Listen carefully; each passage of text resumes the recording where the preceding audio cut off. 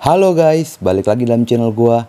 Guys, untuk video gua hari ini, gua ingin menceritakan kisah dan kasus yang sangat bikin ngilu, terlebih untuk pria, di mana ada seorang pria ditemukan dalam kondisi tidak bernyawa dan mengerikannya dengan kondisi otong yang sudah terpisah.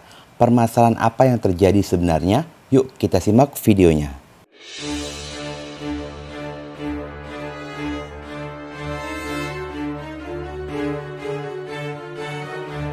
Kejadian ini terjadi di Kabupaten Pulang Pisau, Kalimantan Tengah. Pasangan pasutri, suami bernama Halidi berusia 39 tahun dan sang istri bernama Lina alias Heni berusia 40 tahun. Pasangan suami istri itu tinggal di Dusun Jeruju, Desa Pasanan, Kecamatan Kahayan Kuala, Kabupaten Pulang Pisau, Kalimantan Tengah. Dari pernikahan mereka,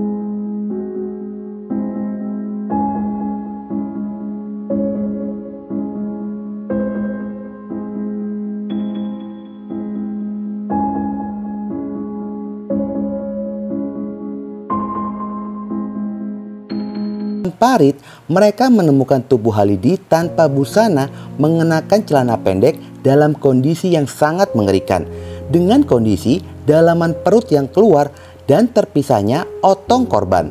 Penemuan ini pun membuat gempar warga sekitaran. Ada beberapa warga memutuskan untuk memindahkan tubuh korban ke dalam rumah dan melaporkan kejadian ini kepada pihak kepolisian. Dengan adanya temuan ini pun, polisi segera bergerak cepat untuk melakukan identifikasi dan evakuasi.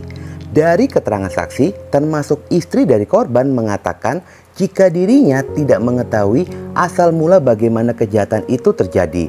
Lina mengatakan sebelumnya sempat terjadi perdebatan di antara mereka, sehingga petunjuk yang diberikan oleh sang istri pun sangatlah minim. Hanya ada kecurigaan dari ekspresi yang terlihat sang istri tampak bingung dengan wajah datar, tidak terlihat adanya kesedihan dengan apa yang menimpa sang suami. Meski begitu, bukan menjadi satu alasan jika tanpa bukti atas keterlibatan istri dari korban. Polisi segera melakukan olah TKP untuk bisa menemukan petunjuk mengenai kasus ini dan menjadi jalan tertangkapnya pelaku. Dari keterangan saksi yang digali oleh pihak kepolisian, mereka mengatakan tidak pernah terdengar adanya keributan di dalam rumah tangga korban. Pada sisi lainnya, hasil investigasi polisi, baik dari keterangan saksi ataupun temuan di lokasi, polisi menemukan adanya bekas noda darah di beberapa tempat seperti dinding dan lantai. Dan saat dilakukan tes DNA, ternyata hasilnya cocok jika itu adalah DNA dari korban. Serta adanya jejak bekas tubuh korban diseret di lokasi penemuan yang menunjukkan jika sebelum ditemukan kejahatan itu terjadi di dalam rumah. Lalu tubuh korban dibawa ke parit untuk mengalihkan perhatian yang seolah-olah korban dihilangkan nyawanya oleh seseorang yang tidak dikenal. Tidak hanya itu saja, di dalam rumah polisi pun menemukan adanya noda darah di guling berbahan kapuk serta adanya noda darah di sekitaran tikar yang diketahui biasa digunakan oleh korban untuk beristirahat. Pada keesokan harinya, polisi pun kedatangan seorang pria bernama Amarullah. Pria itu melaporkan jika dirinya menemukan sajam dengan panjang 20 cm. Meski tidak adanya noda darah lantaran sempat hujan pada saat itu, tetapi setelah kejadian itu pun saksi sempat bertanya kepada istri korban, barang apa yang hilang di rumah. Istri korban pun menjelaskan jika yang hilang hanyalah pisau dan lokasinya pisau itu sesuai saat pisau ditemukan, yaitu di sekitaran parit yang tidak jauh dari tubuh korban ditemukan. Kebenaran jika sajam itu berasal dari dalam rumah diperkuat oleh kesaksian saksi bernama Azhar, merupakan sepupu dari Lina. Dia mengenali pisau itu karena gagangnya terbungkus oleh lilitan karet. Pihak kepolisian melihat dari beberapa barang bukti yang ditemukan dan dari keterangan sang istri menunjukkan jika orang terakhir bersama dengan korban adalah istrinya. Dengan adanya beberapa temuan itu pun, polisi langsung mengamankan istri dari korban yaitu Lina untuk dimintai keterangan secara intensif dan mendalam.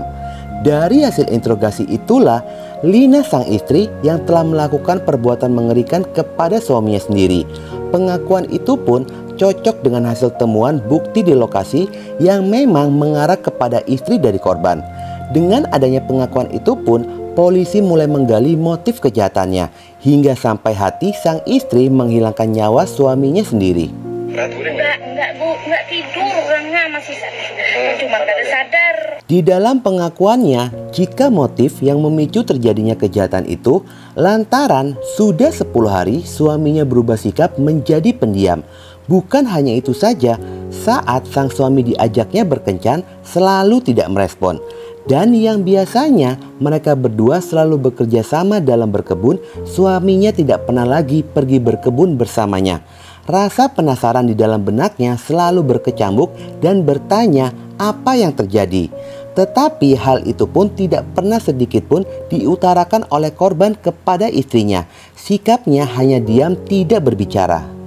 Ternyata di balik diamnya sang suami, jika suaminya sedang menjalani ritual ilmu keagamaan dari gurunya. Dengan perubahan sikap dari sang suami menjadi pendiam, Lina sang istri melihat itu sangatlah aneh dan menambah kekesalan di dalam hatinya. Ditambah lagi kebutuhan anaknya sedang tinggi dan sedang butuh biaya, tetapi suaminya terlihat malas bekerja. Ditambah lagi suaminya tidak mau memenuhi kebutuhan batinnya, bahkan tidak mau berkomunikasi atau keluar sepatah kata apapun, yang membuat emosinya semakin tidak terkendali lagi lantaran merasa tidak dihargai. Lina sang istri sendiri mengakui sebelumnya tidak pernah terjadi masalah atau keributan dengan suaminya.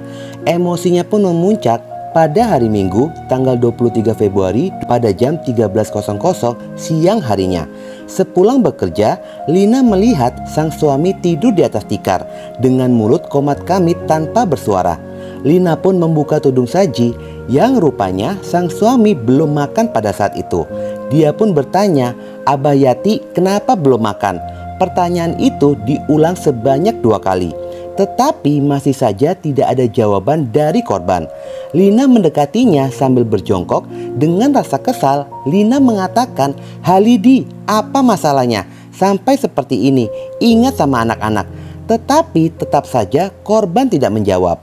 Lantaran sudah merasa kesal, Lina pun bangun dari jongkoknya dan bergegas menuju dapur untuk mengambil sajam, lalu mengayunkannya yang mengenai leher dari sang suami. Meski sudah mendapatkan perlakuan itu, korban pun tetap diam sambil terus komat kamit mulutnya. Lina yang sudah hilang rasa iba di dalam hatinya, dia pun kembali melayangkan sajam yang mengenai perut dari korban. Tetapi korban pun hanya diam, tidak bergeming. Selang 15 menit kemudian, korban bergerak tidak beraturan. Hingga akhirnya korban pun diam tidak bergerak. Lina pun mengaku sempat membersihkan noda darah dan membawa suaminya menuju ke parit berjarak 30 meter di belakang rumahnya. Pada saat berada di semak-semak, disitulah emosinya pun masih membara. Dengan rasa gemas, dia melampiaskan dan memisahkan otong suaminya. Setelah itu, dia pun membersihkan kain lap yang digunakan untuk membersihkan noda darah serta sajam di sebuah parit. Saat itulah sajam tertinggal dan menjadi petunjuk pihak kepolisian. Setelah melakukan aksinya, Lina kembali lagi ke rumah untuk memasak. Dan keesokan harinya dia pun bersandiwara seolah-olah suaminya menghilang. Kasus ini pun disidangkan di Pengadilan Negeri Pulang Pisau. Jaksa menuntut pelaku mendapatkan vonis maksimal pembunuhan tidak terencana dengan vonis 15 tahun penjara. Di dalam pembelaannya kepada hakim, Lina meminta keringanan atas vonisnya dari tuntutan jaksa dengan alasan 3 anaknya yang masih butuh sosok ibu. Ditambah lagi, Lina sangat kooperatif saat penyelidikan dan pada saat di pengadilan. Hingga pada tanggal 7 Oktober 2020, Lina dijatuhi vonis penjara selama 12 tahun 6 bulan penjara. Guys, itulah penyesalan selalu hadir di belakang. Emosi tanpa berpikir baik dan buruknya ke depan berakibat ketiga anak mereka menjadi korban terbesar kehilangan sosok ayah yang telah meninggal dunia dan ibu di dalam penjara. Pelajaran untuk diri kita agar bisa belajar mengendalikan diri, jangan sampai emosi diri merugikan diri sendiri. Oke guys, sekian dulu video gua hari ini dan jangan lupa ikuti terus video gua. Oke?